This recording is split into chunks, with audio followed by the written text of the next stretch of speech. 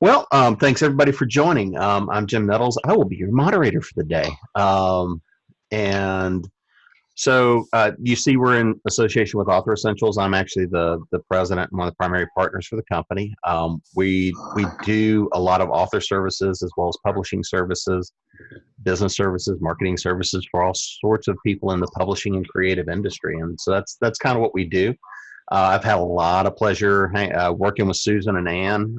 We've been trying to help pull together the new book you're going to be hearing a lot about today. And I know you guys are going to love to see the new stuff. So I know they're also going to talk a bit about some of the other new products and things that are going to be coming down the line in coming weeks, so in coming months. But really do appreciate everybody coming and joining us today. So if you've got any questions or want to hop in, and this is going to be audience participation. So everybody's been duly warned. So, you've got the ability either to raise your hand in chat. If you pop a question into the chat, I can pop it in for you as well. Or please do feel free to speak up as we go along. And I'm going to pass it over to Ann and Susan. Does everyone see where the raise hand feature is? If you click on the gray bar, it's on the bottom for mine where it says participants. It brings up a list of all the names. And you can click on raise hand, like I just did. And if you look across from my name, you see a little blue hand. And you can lower it. So yes, we like to do experiential, so you need to jump in that way. Or since it's small enough, you can wave at us. Oh, that's true. That's more fun. We are going to start being true to our nature, being super interactive. We wanted to open with an activity from the book that is called 1, 2, 3 Newbie Entrance, and we're asking for your participation. So, let me switch the screen for you. Uh-oh. There. Here are the 3 different questions that Susan and I would like to pose to you, and we'd like to get one of you to answer the first question, why do you think a book on reflection is needed? 2 of you to answer the second question, what are 2 questions you have about this new book? And 3 of you to share each of you sharing 1 fact that you know about the topic of reflection. So if you're willing to answer the question, why do you think a book on reflection is needed? Wave at me. Or if you're on the phone, just say, me. Me. Ooh. Susan, I'll let you call on people. I think I saw Alita's hand first. Alita. I'm glad I saw it. Oh, Alita, I can barely hear you. Oh, hold on. Just go up on the volume a little bit. Yeah. There you go. It's better? Yes. Okay.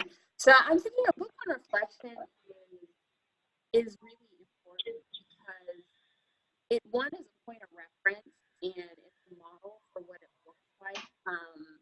And the level of engagement during reflection, it can really outline what that looks like, what reflection looks like.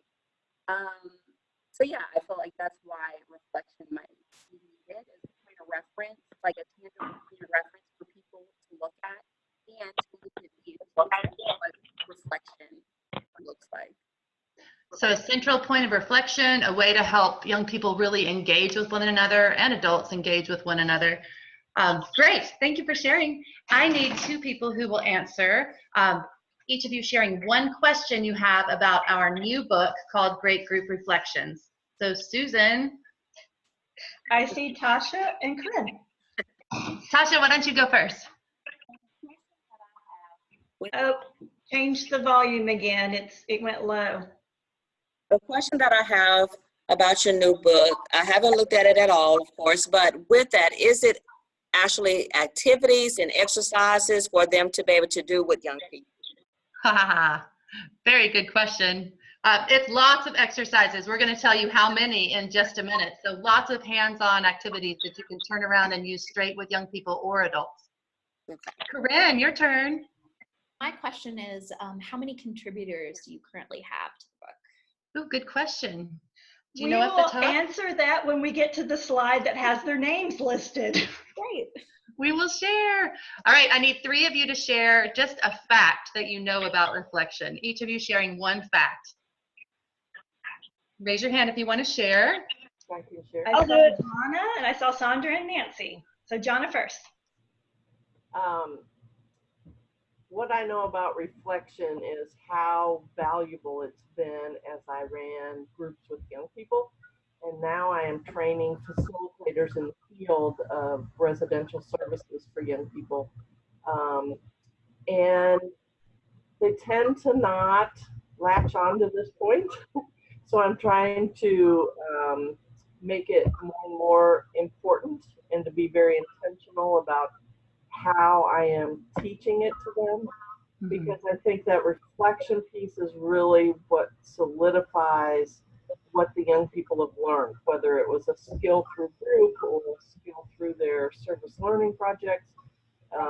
So that really pulls it all together, and it really encourages youth voice for them to be talking to each other. I agree. Very true. It's very important for those reasons. And it can be challenging as a leader to figure out what are ways that really engage my young people in reflection. And we have lots for you. All right, who did you say was next, Susan? Was it Tasha and then Nancy?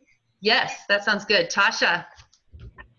I think it's another good way, as she mentioned before, to engage the young people, but also to find out what they have truly learned from whatever the activity was. So it gives you an opportunity to engage and really get into the mind of the young person to see how they are processing information. Very true. And Nancy?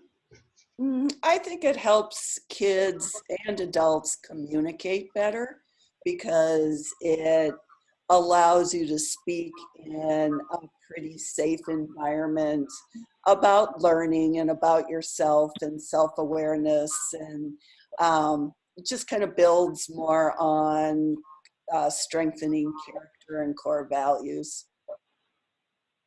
Nice. I'll give you spirit fingers, all 3 of you. Great facts to share about reflection. So as you use this 1, 2, 3 newbie entrance reflection tool, one way to do reflection is called pre-reflection. So it's before you even get into a group process. And this is a great way you can engage your young people right off the bat in just a simple 1, 2, 3 process. And Ann just modeled that for the rest of our time together. Pre-reflection before we jump into the book. So, introducing. Are you doing your train whistle? Oh, yes, because this is the party time. Da, da, da, da. This is our newest book. I know some of you have seen the cover. I'm not sure all of you have. If you're not on the phone, you can rewatch this when you get to a computer and see it. But great group reflections, 60 compelling challenges to prompt self-discovery and critical thinking. And all 60 of them, as you asked, are hands-on activities that you can turn around and do with your groups. And we'll be previewing some more for you. And actually, I would say it's 60 plus, because in some of the intro, there's other activities. And just so that you see, it's not just a picture on the screen. It's real. Here is a physical copy. It's here. Do you hear our enthusiasm? Woo-hoo. Yeah. So we wanted to talk about why we did this book, because a lot of times it comes up. How do Ann and I come up with ideas? How do we decide on a book? And these 3 folks who are on the screen, which is Terry, Chip, and Ellen, were conversations that led to the development of this book. There was a discussed need for young people to reflect critically on situations beyond school so they can apply learning from the classroom to a workspace, to life decisions and what have you. There was also a discussion around the importance of helping educators understand that reflection is the activity, and to understand why it's important to ask questions, why it's important to build in reflection. So as we listen to their need, which is what Ann and I do, what's the need? What are people wanting to smooth the pathway, and how can we use our passion, our skills, and creating activities that are experiential to pull out things? So we heard them, and we had been involved in developing curriculum where we were taking activities and adding them to going deeper questions, because we were told the staff didn't know how to do that. They couldn't make those connections. So we said, it's time to create a book that talks about the importance of all this. Mm-hmm. So then, just to illustrate the point, if I were to sing this tune, Dun, dun, dun, dun, dun, dun, dun. And we stop there, every single one of you would finish that tune in your head, right? You know that tune, 1812 Overture. And yes, if we're playing on the piano, somebody may have walked over and hit the note just to finish it. That's, to me, a perfect illustration of reflection. Reflection is that resonating sound. If you know there's an end, you have to finish it. It has to have the ending point. If it's not finished, if it's undone, then it's unsatisfying and unfulfilling. You have to play it. So that's part of our, we got to do reflection. It's like completing the circle of the experience, that if you don't do reflection, it doesn't let you quite get going around the circle in the right speed and in the right direction. And if you don't at the end, then you don't have that closure to the circle. We just wanted to refer back to this learning pyramid to just say once again, as in all of our books, this one is similar in that we spend a lot of time on the bottom of the pyramid with the teaching others and practice by doing with a bit of group discussion, because that's where your learning sticks the most.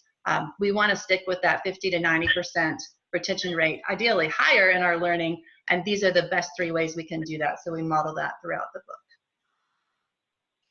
So Corinne had asked who contributed to this particular book. Every story has an arc. And for us, that means every book has a contributing, supporting cast. So when we were crafting activities, we reached out and said, who has some things they'd like to contribute? They added perspective, they added dimension and depth, different points of view. And so we wanted to honor those who are in these. And a sneak peek, even though she didn't ask the question for this reason, Corinne will be highlighted in our next book with some activities. We'll tell you more about that later. Let me skip. Every single activity that we put out, we try to have tested either by ourselves or by other educators, other youth workers, to work out the tweaks, to make sure that the directions are clear, that they're applicable, to see if there are any kinks when they turn around to teach it for young people. So these are some of the people who faithfully tested our activities and really helped us create a product that we hope you will love. Thank you to all these people. Mm-hmm. And then these two, you've met Jim, he's our moderator. He and Susan were instrumental in the production of this book and just moving it out of the nest and being a great idea into looking beautiful and formatted lovely and getting it out there. And finally, the story ends with a big finish and a sequel. Hit the button. Yep. Which means, in this case, we've had 3 other publishers. We are publishing this one, which is why I was thanking Jim and Susan and celebrating their contributions, because this one is put out by us. It's the kickoff to a new series, so it's a new venture in our writing line. A lot of you know us from or helping with curriculum or other books. Well, now you're going to see some new things coming out, including a YouTube channel that you can go to now, because we've been doing interviews with folks around their tips for helping with reflection, sharing their favorite activities. So you get even more bonus materials by going there. And we also have a private Facebook group that I'll talk about a little bit later on. So this book is launching us to a whole new world. And mostly I blame Jim. And thank Jim. Oh, you can. So, Blame is probably more appropriate. or maybe a little of both. So we've had a lot of friends and mentors along the way that have been coaching, guiding, cheerleading, encouraging, challenging, pushing us, even for decades now. But, sorry, right as you sipped your coffee, now. Okay, so this was the last bit of thank yous. those who've been there with us for decades and those who've taken us on. So last little bit of celebration. So now let's go into the book. Woohoo. So this book, Susan's mentioned that it's part of a new series. A lot of our books in the past have been very high on fun and definitely learning and definitely building character and social skills and challenging groups to grow together. But this one, it has a different, deeper kind of mood to it. It's really going to challenge groups to dig in and learn more about themselves and to learn more about their groups and to really grow. And our next series is going to be more growing groups with purpose. So we mentioned the teaser for our next book, Corinne. It's Great Group Leaders. We've already done a good bit of the text. We're in the testing mode, and we don't have a date for it coming out yet, but know it's in the pipeline for more about building leaders as a group. We're digging into this now, though. Yeah, right? and also coming into Great Group Reflections, we'll have the book, which we hope you'll love. We're also developing new training series to go alongside it, so you'll be able to do both the print help and also the training series to go alongside it. So this new book talks about the importance of asking questions. We look from toddlers to Socrates as models for asking questions. We share 3 different question models, talk about the benefits of reflecting, and then, as we mentioned, 60+ activities. So I want you guys to call out some thoughts. This is one of the activities that we describe in the intro chapter. If I had you draw a penny from memory, the front and the back. Let's look at the front. What's on the front of a penny that you recall? Lincoln. Lincoln's head. Which way is he facing? A Draw it. nose to the right. Okay, so we have nose to the right. What else is on the face of a penny? Date of production. Mm-hmm. Okay. Anybody recall anything else? Copyright. Okay. All right, let's real quickly, because this is just an illustration. What's on the back of the penny?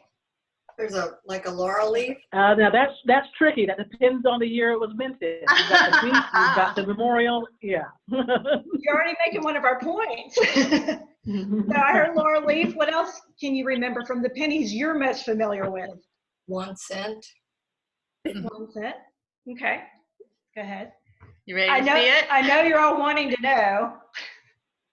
Oh, well, see, that's a different kind of penny. Oh!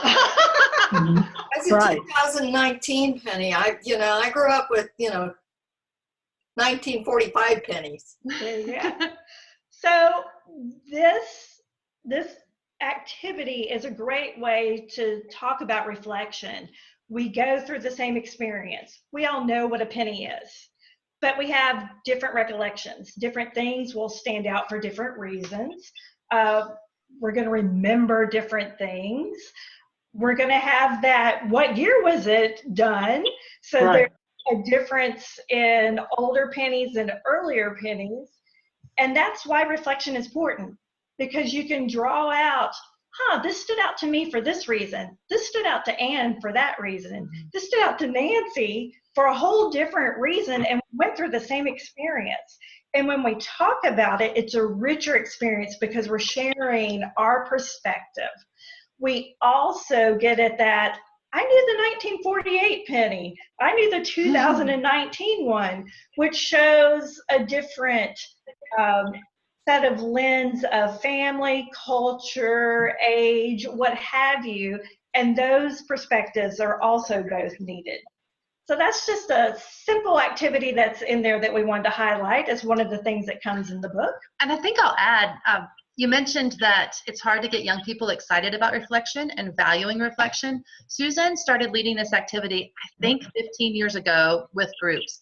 And it's a really hands-on activity when you have young people draw the front and back of the penny by themselves and then draw it with a group of 3 or 4 and then share with the group what the penny really looks like. And then, like Susan said, it's just an aha of, the opinions of all these people are really important and we need to take time to hear how this experience affected each one of us, and that really enriches our lives. So it's a nice tangible. Let me share another one with you. This is called coffee measures. So I need a couple of you can all do it in your mind. I want you to pick out which mug you're really drawn to. Like if you were with us in a circle, which one would you pick up? And which one, or what would you say about that mug that really describes who you are or how you operate as a leader in a group? So which mug would you pick that represents either you or how you lead in a group, and would be willing to give us a quick explanation of that? Who would raise their hand? Hey, Tasha. Tasha, will you share? One that I pick is the dog mom mug. One, Yep. because it's purple. It looks purple from here. And purple is my favorite color. And I'm also all about relationships and love. And I see the hearts on there. Or to put the dog prints, but it's still like shapes of hearts. I love it. And one more person who would share. I saw Nancy, but you have to unmute yourself. Unmute. Here we go. I would say the flower, because I love to see people grow and support them as they process that and bloom and flourish. I love that. We first did this activity in Atlanta. It wasn't designed as a reflection activity. It was just a team building activity, but we altered it to make it a reflection exercise to use at the beginning of a group as you're getting to know people, or to describe your role and experience. You can change the question however you want to, but there's just something really sweet and tangible about having a group of coffee mugs in the middle of a table, and for each person to be able to pick up one and claim it as theirs and describe how it fits them. Nice. Susan, your turn. Okay, I'm going to pre-select if this is okay. Oh. So Chris and Ed, since you're in the same space, would you mind be the guinea pigs for this next activity? Okay. All right. So this is called Lucky Number Throwdown.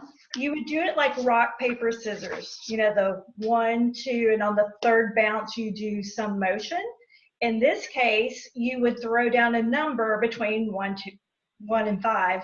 So it's thumb, thumb, number. So if you two will look at each other and do that and throw down your number between 1 and 5. 1, 2. All right. 4, I got 2. 1 and 2.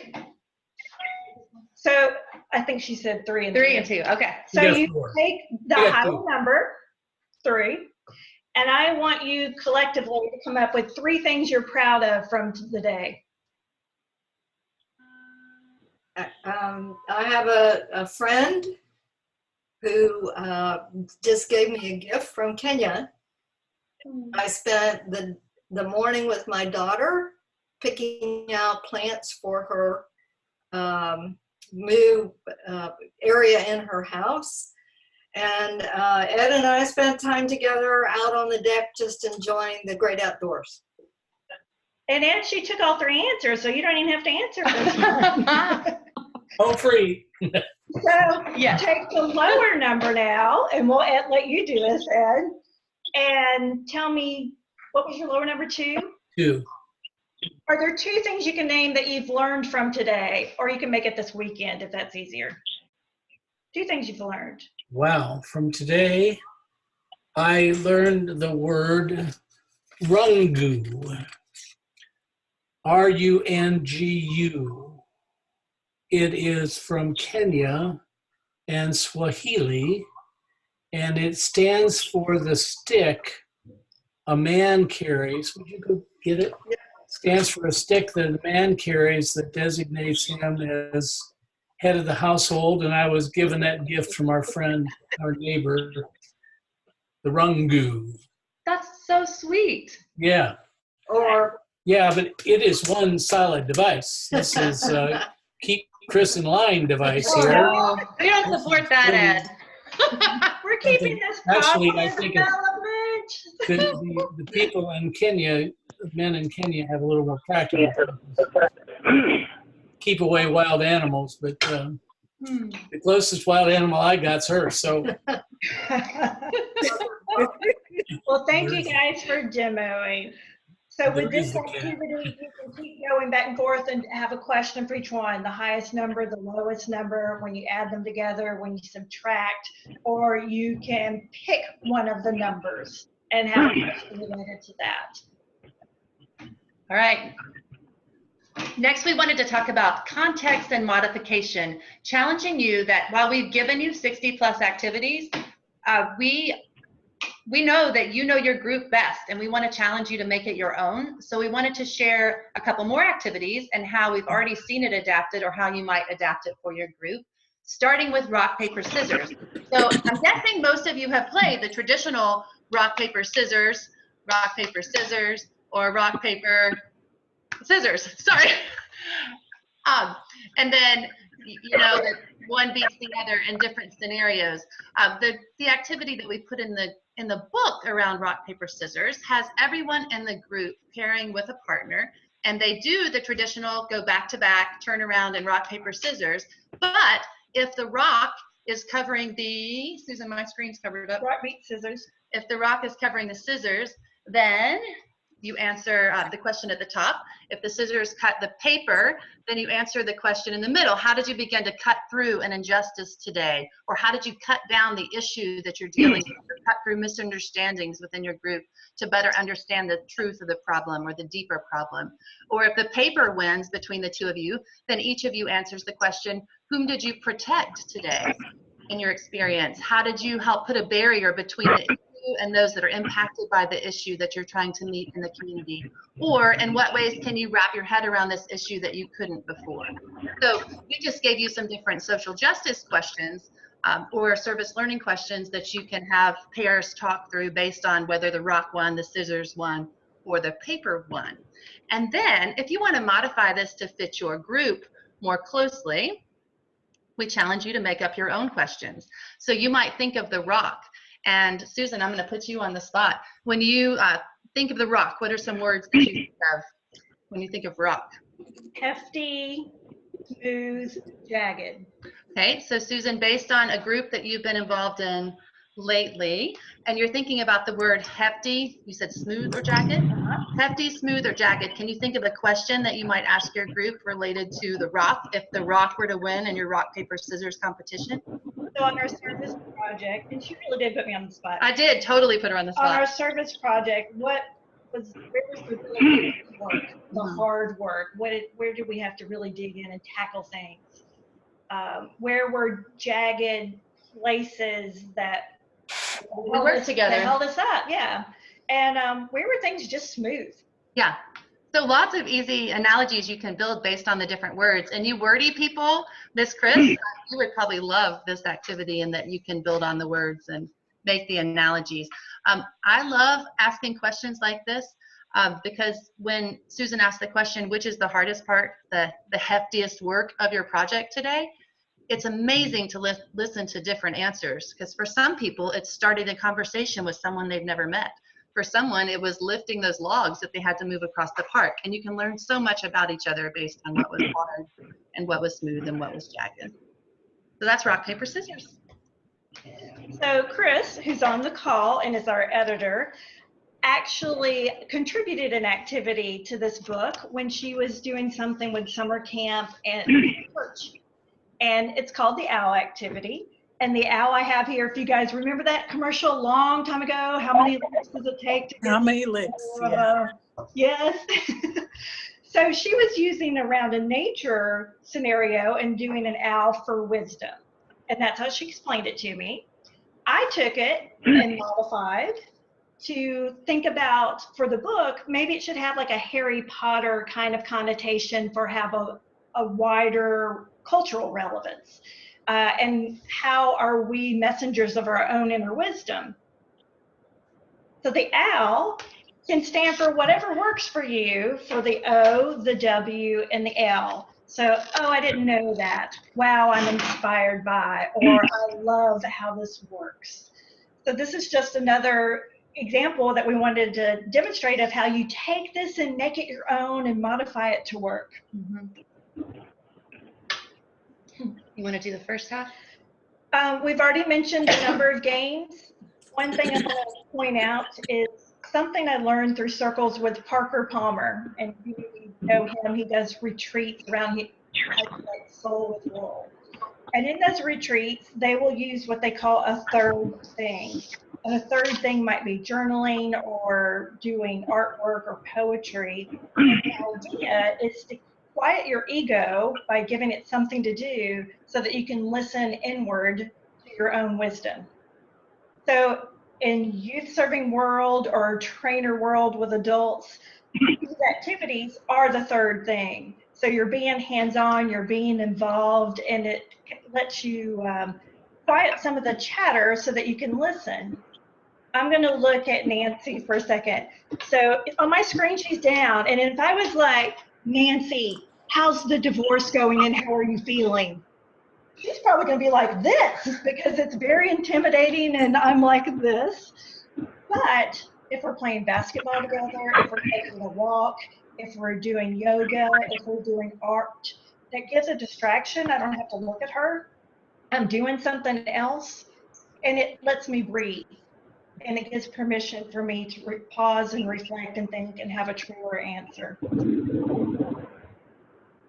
That's good. And like you said before, we give lots of sample reflection questions in the book. Not every activity in the book has reflection questions, going deeper questions that go along with it, because the activity is reflection. The reflection is the experience that we want them to enjoy and to grow from. We want to challenge you, like I said earlier, to really bump up or bump down the activities. If your group is more mature than the activity that we've written, I'll put you bump it up to meet them. Or if the group is more elementary than the activity in the way that we've written it, you can probably bump it down to fit your group's age, your abilities, and your style. We give you the base, but we trust you to know your group and your participants best, to use the words and the styles and the props that will really awaken the minds of your group.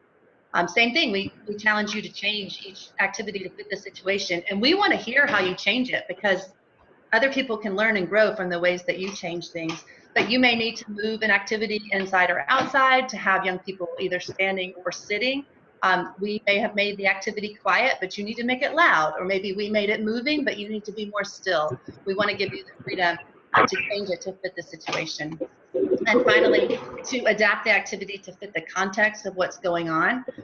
A lot of these activities, you can adapt your questions to fit a student council leadership project, or a service learning project, or a group dissection in biology, or writing an English research paper together. They're so adaptable, so you just have to take the creativity to change the questions to fit whatever experience that you're doing with a group of young people. You want to add anything, Susan? I do, because you kind of set up a good plug there. Sure. One of the new ventures for us is we're creating a private Facebook group for those who want to be part of our street team and who want to be part of the community of crafting the best tools possible to get out there to help other youth workers and educators and youth pastors and so on. So, for example, when Chris said, here's how I did Al, and I modified it in a different way, in this Facebook group, we might go, here's an activity. Anybody willing to try it and tell me how you adapt it, how it works, or what needs to happen? Or we're thinking about great group leaders. What are the issues you're facing, and what are the challenges, and what do we need to talk about and think about to collectively help each other move things along, or to put in a book? We want it to be networking. Tasha and I were talking the other day about here's different scenarios, here's things we're hearing in the field. So if she wanted to come in and say, I've got this training come up and I need an activity around here, what you got? So we can help each other in our collective wisdom. So that's a community opportunity. And if you want to be in that group, please let us know, because we want to help each other learn, test, all of that good stuff. Encourage. Yep. But just the philosophy is experiential. The formula for experiential learning for us, and we believe for you, is knowledge plus action plus reflection equals success. Yes, this is going to look familiar to Nancy. She and I did a training in June with a core group of youth leaders. And the way the activity is supposed to work, as written up in the book, is you have some 21st century skills written on paper and you put it on the walls. table teams get some of these little slips of paper that you see, and they have to decide this action, which skill is that most building. And then as a table group, they would decide and they go and they tape it. Well, because of the space that we had, and because our core group of youth that were supposed to be in this age range ended up being in this age range from 5 to college, we changed it up. So we put, and Nancy led this, she put the headings on the floor. She handed out handfuls of the actions and let them just walk around and place them. And Nancy, you said, I think that gave you an opportunity for them to clarify what things meant, right? Anything else you want to weigh in that you thought why it worked well in this modification that we did? Well, I think one of the pieces was that they were able to ask questions at a one-to-one and not in a large group setting. And so I think it gave them a level of confidence that they would not have felt, or security, if you will. They may not have felt it's a larger share out. And so I think this allowed them to do individual think time on just the few that they had. So it wasn't all of them that we would have liked for them to interact with, the little strips, but the ones that they did have, they really thought deeply about and questioned what those statements were. So I thought that was valuable, where I don't think we would have had that thought engagement if we had kept it at the large group setting. So on the spot of modifying for the group.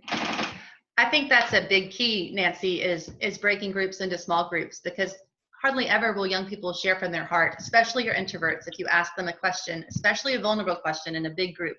But in almost all of our activities, we break down into small groups first, and then the opportunity to share out as people are comfortable, giving them a chance to process. So with this activity, you can see some of the questions that we were asking, and they were a really good group in trying to claim their skills. So after Nancy kind of described each of the skills, talking about what was easiest, what was hardest, what are they going to, what they'll gain from developing these, it went to a pretty good conversation around skills. So we were really happy with that. Bookends. Jackie's on the call with us today too. She led this activity at a reflection workshop we did for Volunteer Tennessee earlier this year. You break into small groups, ideally of 3 to 5 people. You give each group the start of the story, such as Once Upon a Time, and you give them the end of the story, such as they rode off into the sunset. And the group has to write a story about their group's experience, starting with that phrase and ending with their phrase. But the middle of the story, they need to do the climax and the whole arc of the story, but they write it on their own, depicting, describing what happened within their group. Again, be it student council or be it biology dissection, describing their group. So here is a story that one of our groups read. Hold on just a second to find my cursor to play it. Once upon a time, there was someone who hated getting dirty and doing physical labor. However, they realized that many neighbors in the neighborhood lacked food resources, and their neighborhood was a food desert. So, through many community meetings where they included their community's opinions and ideas, they created a community garden. 4 winters passed, and the circumstances had changed greatly.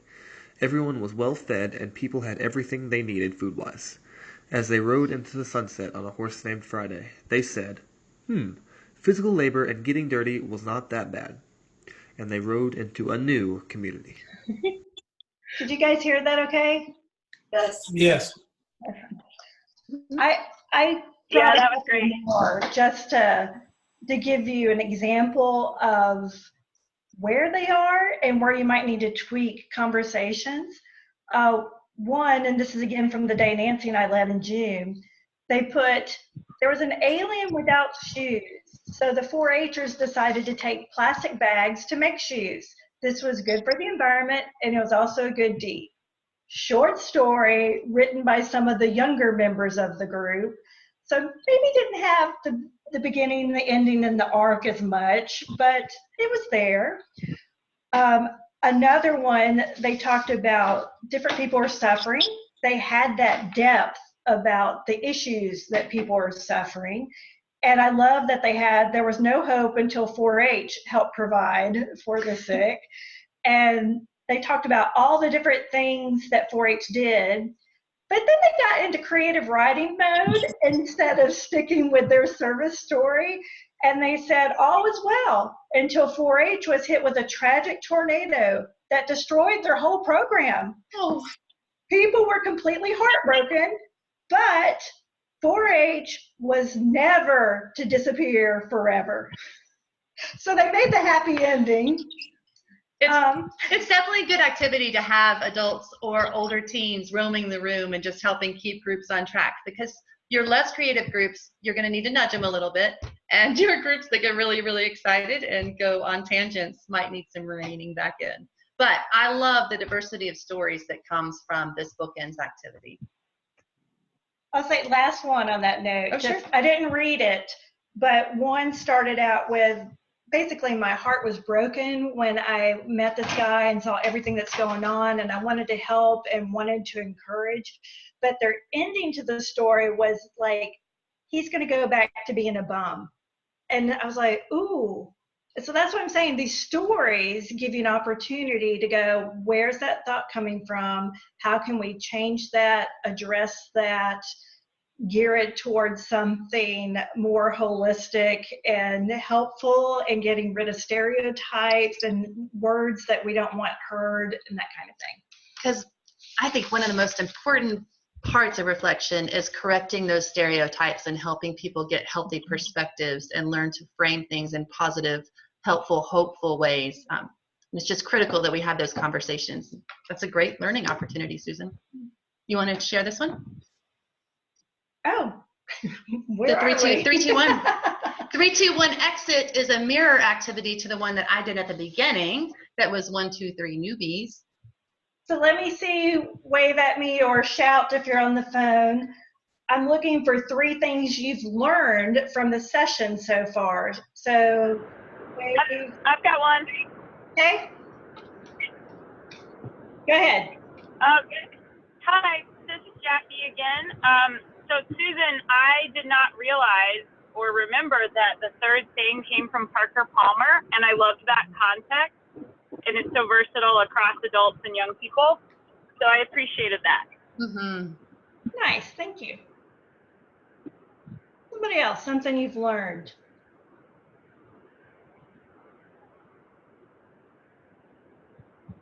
This is that trainer moment where you do the 11 Mississippi counts for the introverts to have time to think. Alita. Oh, do your volume. It's up all the way. Let's see. Now we can hear you. Okay. One of the things that really stood out to me is the many different ways and contexts in which reflection can be used. So not just from an academic standpoint, but just a way to engage and enhance the depth of a conversation all the way around. So I really like that concept and driving it home, that it's almost like a mindset, if you will, on how to engage your young people or your peers, or whoever you work with. So I really did enjoy that when you highlighted that aspect. Nice, thank you. Anybody else have something come to mind, something you've learned from this? Okay, I'm going to share on that one. Even though these earphones help me hear you guys better, it's driving me crazy to hear my voice at 2 different times. I've got Pete and repeat going on. I'm going to go crazy listening to this. Please don't go crazy. I need you. What are you still curious about? Or what else do you want to learn more about? Do we have 2 things we can come up with? Something we haven't hit yet? Corinne. Yeah, I'm curious about kind of the community aspect that you're talking about on I know you already mentioned the Facebook page, but just I'm curious about how you can use that as a resource. Being as I don't do this actively day to day in a classroom setting or with a group, but just how I can find ways to kind of maybe bounce some ideas off of people in the community for how I can implement it in the work that I do. I think it's up to us to build it together, to get the right people in our group and just to start asking the questions. And I think you'll find at least the people that we know in our group today are so willing to share, so eager to help one another, so curious on how we can do these works better. How can we impact more kids in positive ways? How can we build up young people? I think it's just going to happen. And I'll actually pop in for a minute. So one of the things we've been trying to work on is helping to build this community and trying to give the tools that are out there, because what it really relies on is you'll get from it what you put into it. And this has been my experience working with a lot of different groups over the years. So the more you bring to the table and the more questions you ask, the more the group can help bring out answers and options for you. So, I mean, that's really going to be the key to it, is bringing the right people to the table and participating, being active. I agree. Okay. The last question, what's an action step you're going to take as a result of our time together? Anybody here an activity you wanted to use, or Tasha? I want to try owls. Okay, cool. Hey, Tasha, I saw your hand, so go ahead. Oh, unmute. I didn't hear you. Sorry. I was like, I'm ready like to get the book right now. So there's so many wonderful things that I see that we can do with the book, as far as working not only with our partners that we help train, but when we look at the youth that we work with, we have such a diverse group. And I was looking at some of the activities that can be adapted for our ESL students, and also looking at things that we can do even with the adults, so even in the training session. So one of the ones that I like actually for the training session is the one that we're looking at now. It's the 3-2-1 exercise. We always say that how can we make sure that they're taking the information that we're giving them and utilizing it in their programs. So I think that the 3-2-1 is an excellent activity to be able to use for that. The 1-2-3 and the 3-2-1 are great for so many places. Pre and post knowledge about a subject matter in a classroom, a subject in a training, them coming in. We used to do something similar when we were leading sessions on the developmental assets to assess where they are now and what do they know at the end. Get their impressions of a community you're serving, or impression of a service project you're going to do, and then looking at that at the end to see where the mental shift is happening. It also sets up the precedence as an adult. I'm not coming in here to teach you everything you need to know. I'm coming in here to learn with you. I want to know what you already know. I want to know what you want to know about. And then the learning is relevant. And then they're much more eager to learn and contribute than if I am the one in charge. That's a natural lead into AMA, ask me anything. Really, I mean, ask us anything, but AUA doesn't have the same flow as AMA. So anything you guys want to ask? And it doesn't have to be book related. No, it can be about our trainings, the YouTube, the private Facebook group, just what other things you'd like to know about.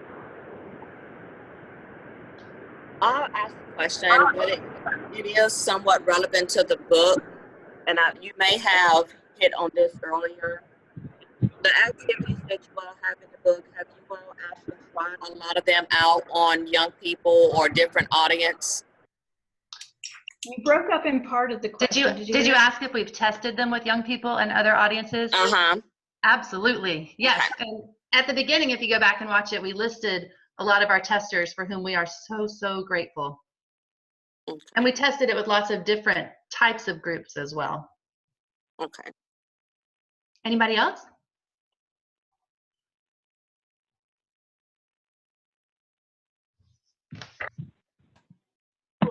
What are y'all doing to celebrate completing this book? Susan brought me coffee today. You've seen me drinking it. I think there will be a bigger celebration, but there's a few more steps to make sure that it's out next Tuesday on time. So big celebration will wait until after then. And I'm thinking chair massage. And really, having you guys here with us today is a big celebration too. Just being able to share, and it's exciting. Some of you know these products, some of you don't, but we just wanted to show you some of the other tools that we have out. A good number of books. The Seasons of Service is a free service learning and leadership curriculum. If you'd like to get a copy of that, just send us an email. Jars of activities. We also do coaching. We write curriculum, or we rewrite curriculum if you have some curriculum that needs some updates. And we do professional development, both for young people directly and adults that work with young people. Yep. And more goodies. If you do, if you buy your copy today, actually, if you buy it by August 6th, if you'll take a screenshot of your order and email it to us at team@rightcreationsgroup.com, we're going to send you more free goodies, more reflection activities that you can enjoy. So spread the word to your friends that if they buy it by August 6th, we will also send them the free goodies if they send us an email with a screenshot of their receipt. Because you can never have too many ways to do reflection activity. Absolutely. We're just nerds. So how can you find us? A lot of you know different pieces of this. You can go to our website. Actually, Jim is helping us to update our website, so there's some fun new stuff at rightcreationsgroup.com. You can find us on social media in our regular Facebook group, as well as Instagram at rightcreationsgroup. We're on Twitter. We're not super active on Twitter, but a little bit. You can sign up for our newsletter, in which we share tips and tools and sometimes grants and activities and just stuff to inspire you and equip you as you're working with young people. Just shoot us an email and we'll sign you up, or you can go straight to our website and sign up there. Our phone number's on there, our email address, our new YouTube channel, as Susan mentioned. And then be on the lookout. We kind of mentioned this in passing, but we're going to be offering more bundles just with books and trainings together to give you more bang for your buck, and also to round out your experiences with us so that you'll have that tangible in-hand book or product, as well as some face-to-face inspirational training and equipping training. And I just want to say again about the YouTube, I've had so much fun interviewing folks, asking them about their favorite activities, why reflection is important or critical thinking is important. It's nothing fancy, but you see real people. Jonna, who's here with us today, is going to be on there as soon as they have a few more minutes to load it up. Tasha and I are going to do an interview on Friday.